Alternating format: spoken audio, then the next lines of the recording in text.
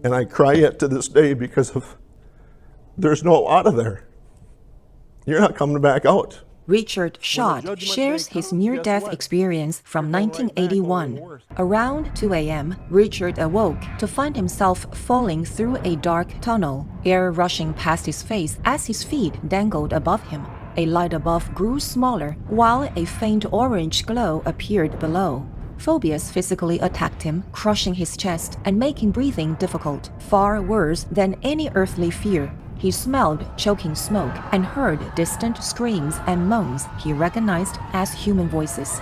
Richard emerged into a vast cavern, floating 3 feet or 0.9 meters above a scorching stone floor. Smoke and deafening screams filled the air.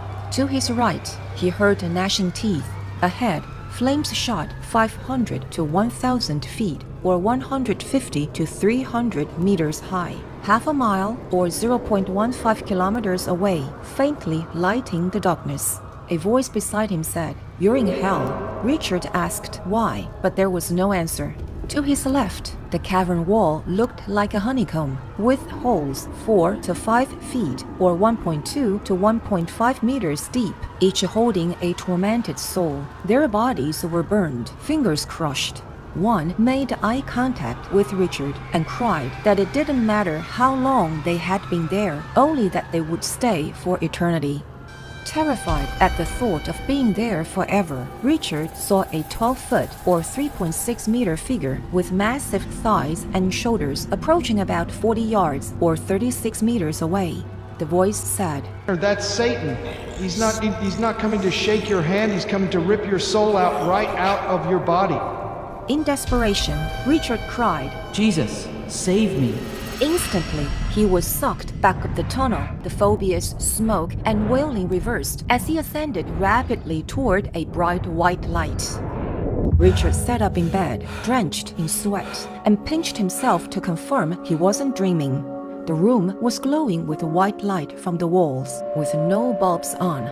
Lord Jesus Vegetarian appeared physically. Richard exclaimed, "Jesus, I've been good." Lord Jesus replied without moving his lips, "Richard, good isn't good enough." The Lord had sun-bleached hair, a braid holding his bangs back, and an aura of heavenly colors with sparkles of love emanating from him.